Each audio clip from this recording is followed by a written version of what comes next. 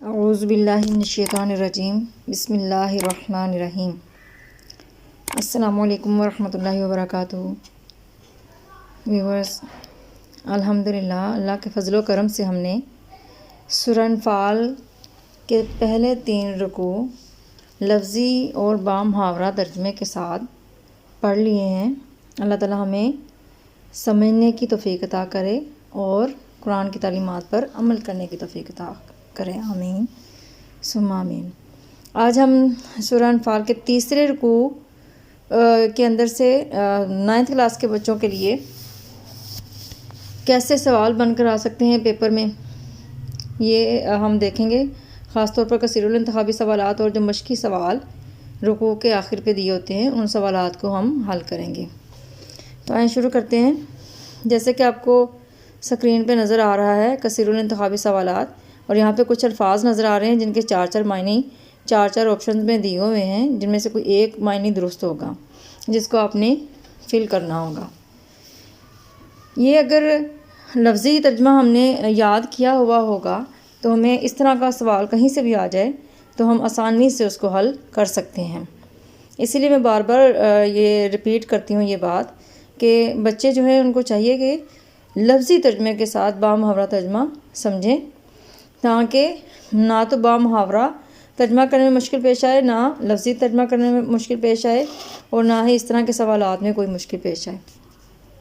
تو سب سے پہلے آپ کو نظر آ رہا ہے شرد دوابہ۔ تو یہاں پر آپ کو 4 آپشن نظر آ رہے ہیں جن میں سے صحیح والا جو ہے وہ بدترین جانور ہے۔ استجیبو کا معنی پکار کا جواب دو، یہولو کا معنی ہے وہ حائل ہوتا ہے۔ مستضعفون کا معنی ہے بے زور مغلوب کمزور۔ یتخطف کا معنی ہے وہ اچک لیا جائے، وہ اڑا لے جائے۔ لا تخونوا کا معنی ہے تم خیانت نہ کرو۔ تخافون کا معنی تم ڈرتے رہتے تھے۔ فآواکم کا معنی اس نے تم کو جگہ دی۔ الطیبات کا معنی پاکیزہ چیزیں۔ الصم کا معنی بہرے۔ البکم کا معنی گونگے۔ سورہ انفال کی روشنی میں تمہارے لیے ڈیش آزمائش ہے، یا سورہ انفال میں ڈیش کو فتنہ کہا گیا ہے۔ 2 طرح سے سوال کیا جا سکتا ہے، جواب ایک ہی ہوگا، اولاد اور دولت کو۔ اور جان رکھو کہ اللہ تعالیٰ آدمی اور اس کے دل کے درمیان حائل ہو جاتا ہے۔ اے ایمان والو، اللہ تعالیٰ اور اس کے رسول صلی اللہ علیہ وسلم کے حکم پر چلو۔ اے ایمان والو، حکم مانو اللہ تعالیٰ کا اور اس کے رسول صلی اللہ علیہ وسلم کا۔ یعنی سورہ انفال میں جو ہم نے پڑھا ہے اس میں مومنوں کو حکم دیا گیا کہ وہ اللہ تعالیٰ اور اس کے رسول صلی اللہ علیہ وسلم کا حکم مانیں۔ جان لو کہ اللہ تعالیٰ ڈیش کے درمیان حائل ہو جاتا ہے۔ 4 آپشن ہیں، مسلمان اور کافر، مسلمان اور مشکلات، آدمی اور اس کے گناہ، آدمی اور اس کے دل۔ تو ہم نے جو سورہ انفال میں ترجمہ پڑھا ہے اس کے مطابق ہم نے آنسر دینا ہے، آدمی اور اس کے دل کے درمیان اللہ تعالیٰ حائل ہو جاتا ہے۔ اسی طرح سے جان لو کہ انسان کے لیے مال اولاد ہے۔ یہاں سورہ انفال میں اللہ تعالیٰ نے اولاد کو قرار دیا ہے۔ فتنہ اور آزمائش، آپ دیکھ رہے ہیں کہ اس طرح کا سوال پہلے بھی آیا ہے، تو ہم اگر توجہ کریں تو آسانی سے سمجھ آ جائے گا کہ ایک ہی سوال جو ہے مختلف طریقے سے کیا جا سکتا ہے۔ اللہ تعالیٰ کے نزدیک بدترین جانور کون ہیں؟ کفار۔ یہ مکہ کے کافروں کے بارے میں کہا گیا تھا۔ رسول اللہ صلی اللہ علیہ وسلم تمہیں ایسے کام کے لیے بلاتے ہیں جو تم کو بخشتا ہے، حیات جاوداں، دائمی زندگی۔ اے مومنو، ان لوگوں جیسے نہ ہونا جو کہتے ہیں کہ ہم نے حکم خدا سن لیا مگر حقیقت میں نہیں سنتے۔ اگر اللہ تعالیٰ ان میں نیکی کا مادہ دیکھتا تو ان کو توفیق بخشتا سننے کی، جو کہ سورہ انفال میں ہم نے پڑھا ہے، اس کے مطابق اس کا جواب ہے سننے کی۔ اور ڈرو اس فتنے سے جو خصوصیت کے ساتھ انہی لوگوں پر واقعہ نہ ہوگا جو تم میں سے بدکار، یہاں پہ آپشن ہے گناہگار ہیں، نیکوکار ہیں، بد اخلاق ہے۔ یہاں پر آئے گا گناہگار، یعنی کہ جو ظالم یا گناہگار ہیں صرف انہی پر واقعہ نہیں ہوگا بلکہ جو ان کا ساتھ دیں گے یا ظلم پر خاموشی اختیار کریں گے تو ان پر بھی اس طرح کا عذاب اللہ تعالیٰ کا جو ہے وہ نازل ہوگا۔ اور اس وقت کو یاد کرو جب تم قلیل اور ضعیف سمجھے جاتے تھے، زمین حبشہ میں، زمین کربلا میں، زمین طائف میں یا زمین مکہ میں۔ تو ہم نے ترجمے میں پڑھا تھا کہ زمین مکہ میں۔ مال غنیمت مسلمانوں کے لیے ہے، حلال اور طیب۔ اس طرح سے آگے کچھ سوال دیے ہوئے ہیں، کس صورت میں مال اور اولاد کو آزمائش قرار دیا گیا ہے۔ تو ہم نے سورہ انفال کا پڑھا ہے۔ خدا کا حکم قبول کرنے والے کو ملتی ہے حیات جاوداں دائمی زندگی۔ خدا تعالیٰ کے روبرو کون جمع کیے جائیں گے؟ ہم سب۔ کیا اللہ تعالیٰ کا عذاب صرف ظلم کرنے والوں پر نازل ہوگا؟ جی نہیں، ہم نے اسی کے بارے میں پہلے بھی یہ سوال پڑھا ہے کہ جو ظلم کا ساتھ دیں گے ظالم کا، اور جو ظلم پر خاموشی اختیار کریں گے تو ان پر بھی اللہ تعالیٰ کا عذاب نازل ہوگا، اس لیے صرف ظالم پر ہی عذاب نازل نہیں ہوگا۔ مکہ میں قلیل اور ضعیف سمجھے جانے والوں کو ڈر تھا کہ وہ لوگ انہیں اڑا نہ لے جائیں۔ اللہ تعالیٰ اور اس کے رسول صلی اللہ علیہ وسلم سے خیانت نہ کرنے سے مراد ہے ان کی نافرمانی سے گریز کرنا۔ سورہ انفال میں کن دو چیزوں کو فتنہ قرار دیا گیا ہے؟ مال اور اولاد کو۔ ایمان والو اطاعت کرو اللہ تعالیٰ اور اس کے رسول صلی اللہ علیہ وآلہ وسلم کی۔ اللہ تعالیٰ کے نزدیک سب سے بدتر لوگ یا اللہ تعالیٰ کے نزدیک بدتر جاندار ہیں کافر لوگ۔ سورہ انفال کی آیت نمبر 22 کے حوالے سے اللہ تعالیٰ کے نزدیک جانداروں میں سے بدترین ہیں گونگے اور بہرے، گونگے اور اندھے، کفار یا یہودی۔ تو یہاں پر کفار کے بارے میں کہا گیا، کیونکہ وہ ہم نے گونگے اور بہرے کو اس لیے نہیں لگایا کیونکہ یہاں پر گونگے اور بہرے سے مراد جو ہم نے ترجمہ پڑھا تھا کہ گونگے اور بہرے جو ہیں وہ اللہ کے نزدیک بدترین جاندار ہیں۔ تو گونگے بہرے ہونا، اگر کوئی فزیکلی طور پر گونگا یا بہرا ہے تو یہ کوئی عیب نہیں ہوتا، یہ اللہ تعالیٰ کی طرف سے ہوتا ہے۔ لیکن یہاں پر جو آیت میں کہا گیا تھا وہ گونگے اور بہرے کفار کو کہا گیا تھا، مکہ کے کفار کو، تو اس لیے اس کا آنسر ہے کفار۔ اب آ جاتے ہیں مشقی سوالات جو کہ رکوع کے اینڈ پہ دیے ہوئے ہوتے ہیں۔ آپ نے دیکھا ہوگا کہ کچھ الفاظ دیے ہوتے ہیں جن کے معنی کرنے ہوتے ہیں، تو میں پہلے بھی بتا چکی ہوں، اگر ہم پورے سبق کو ہم لفظی ترجمے کے ساتھ یاد کریں گے تو ان الفاظ کا معنی کرنے میں ہمیں کوئی بھی مشکل پیش نہیں آئے گی۔ آگے ہے سوال، شرط دوابہ سے کیا مراد ہے؟ ایک ہی سوال کو کئی طریقے سے کیا جا سکتا ہے، جیسے کہ آپ کو اسکرین پہ نظر آ رہا ہے کہ 4 طرح سے ایک سوال کو کیا گیا ہے، لیکن جواب ایک ہی ہے۔ شرط دوابہ سے کیا مراد ہے؟ سورہ انفال میں کن لوگوں کو بدترین جانور کہا گیا ہے؟ یا جانداروں میں سے بدتر کون لوگ ہیں؟ یا شرط دوابہ سے کون لوگ مراد ہیں؟ سب سے پہلے ہم معنی بتائیں گے، شرط دوابہ کا معنی بدترین قسم کے جانور، اور اس کے بعد ہم بتائیں گے کہ اس سے مراد کیا ہے، اللہ تعالیٰ کے نزدیک اس سے مراد کیا ہے۔ تو جانوروں کے مقابلے میں اللہ تعالیٰ نے انسان کو قوت گویائی اور عقل و شعور سے نوازا ہے، مگر ایسے انسان جو حق کو نہ پہچانے تو انہیں بدترین قسم کے جانور کہا گیا ہے، کیونکہ یہ عقل رکھتے ہوئے بھی ایمان نہیں لاتے۔ سورہ انفال میں کفار یعنی یہود و نصارہ، مشرکین اور منافقین کو بدترین قسم کے جانور کہا گیا ہے۔ اگلا سوال ہے جی، سورہ انفال کی آیات میں خیانت سے کیا مراد ہے؟ یا لا تخون اللہ والرسول سے کیا مراد ہے؟ یا پھر سورہ انفال کے مطابق خیانت سے کیا مراد ہے؟ یا خیانت کے بارے میں اللہ تعالیٰ نے سورہ انفال میں کیا ارشاد فرمایا ہے؟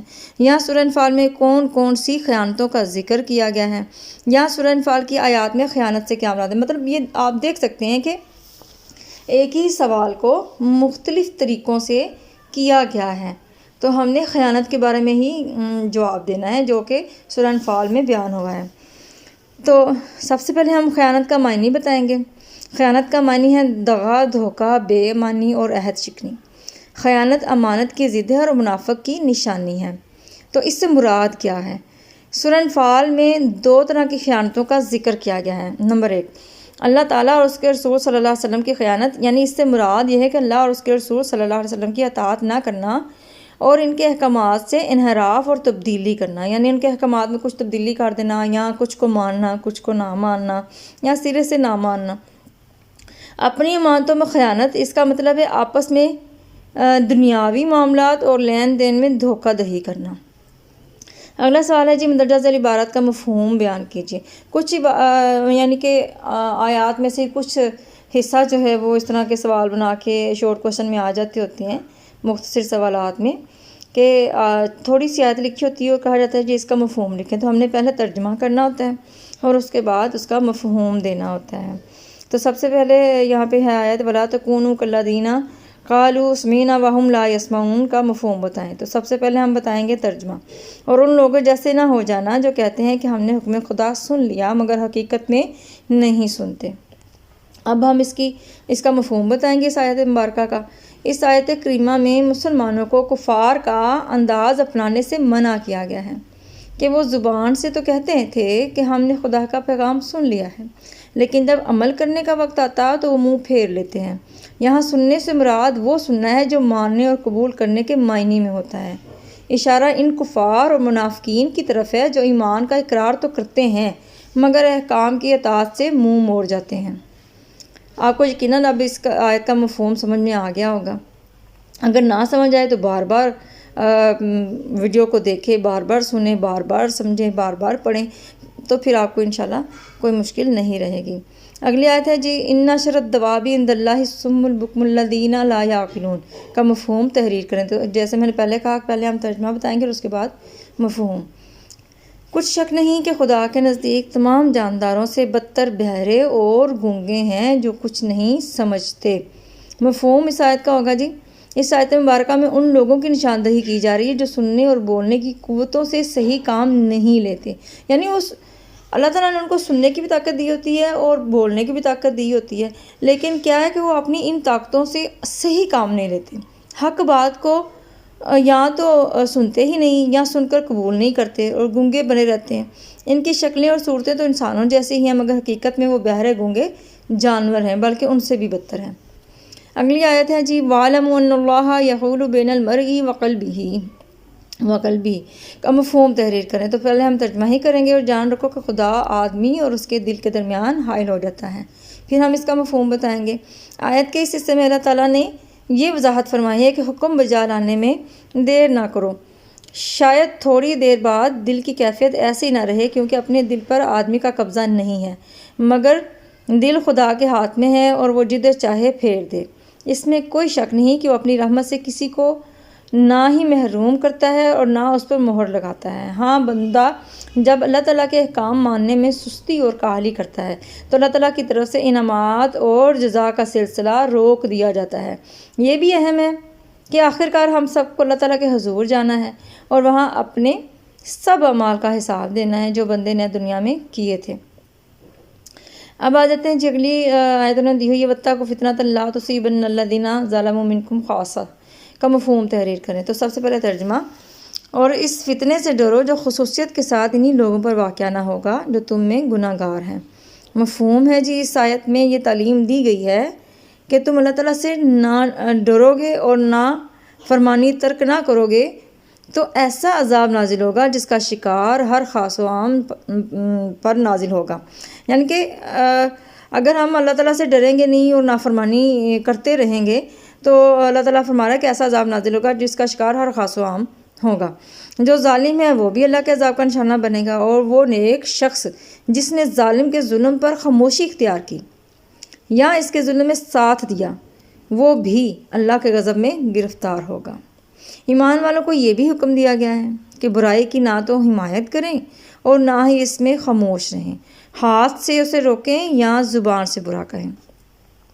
اگلی آیت ہے جی وَاعْلَمُوا أَنَّمَا أَمْوَالُكُمْ وَأَوْلَادُكُمْ فِتْنَةٌ وَأَنَّ اللَّهَ عِندَهُ أَجْرٌ عَظِيمٌ کا مفہوم تحریر کریں۔ یہ ترجمہ ہے اور جان رکھو کہ تمہارا مال اور اولاد بڑی آزمائش ہیں اور یہ کہ خدا کے پاس نیکیوں کا بڑا اجر ہے، یعنی ثواب ہے۔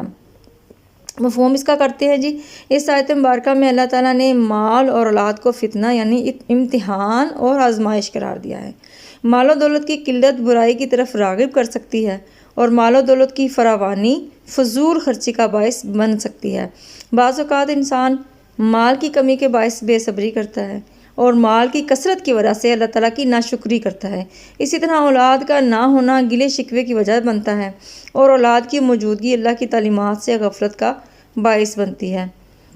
اس لیے اس آیت میں مال کی قلت میں صبر اور کثرت میں شکر اور اولاد کی کمی میں صبر اور موجودگی میں اللہ کا شکر اطاعت کرنے والوں کے لیے بہت بڑے اجر کی خوشخبری سنا دی گئی ہے۔ تو یہ تھے جی ہمارے کچھ MCQs وہ اور شارٹ کوسچن جو کہ رکوع کے اینڈ پہ دیے ہوئے ہوتے ہیں۔ تو اگر آپ کو نہ سمجھ آئی ہو تو آپ بار بار دیکھیں، بار بار ویڈیو کو دیکھیں تاکہ آپ کو سمجھ میں آ جائے۔ آپ اگر سمجھ آ جائے، آپ کو اچھا لگے تو لائک بھی کریں اور اس ویڈیو کو زیادہ سے زیادہ شیئر کریں تاکہ زیادہ سے زیادہ اسٹوڈنٹس جو ہیں اس سے فائدہ حاصل کر سکیں، زیادہ سے زیادہ مسلمان اس سے فائدہ حاصل کر سکیں، زیادہ سے زیادہ لوگ راہ ہدایت پر آ سکیں، اور اس لیے بھی تاکہ اللہ تعالی ہمیں اس سلسلے کو زیادہ سے زیادہ پھیلانے کی توفیق عطا کرے۔ اللہ تعالی ہم سب کے لیے آسانیاں پیدا کرے، اللہ تعالی ہم سب کی غلطیوں کو معاف کرے، اور اللہ تعالی ہمیں قرآن پاک کو سمجھنے کی اور اس پر عمل کرنے کی توفیق عطا فرمائے۔ اگر ابھی تک آپ نے اس چینل کو سبسکرائب نہیں کیا تو کر لیں، تاکہ تمام جو ویڈیوز ہیں، آنے والی ویڈیوز جو ہیں، آپ کو وقت پر ملتی رہیں۔ اس کے لیے آپ بیل آئیکن کا بٹن بھی دبا دیں۔ اگر آپ نے کوئی بھی سوال کرنا ہے، یا کوئی بات سمجھ میں نہیں آئی، یا کچھ پوچھنا ہے، یا پھر کوئی اپنی رائے کا اظہار کرنا ہے، تو آپ کمنٹ باکس میں کر سکتے ہیں۔ اللہ تعالی ہم سب کے لیے آسانیاں پیدا کریں، آمین ثم آمین۔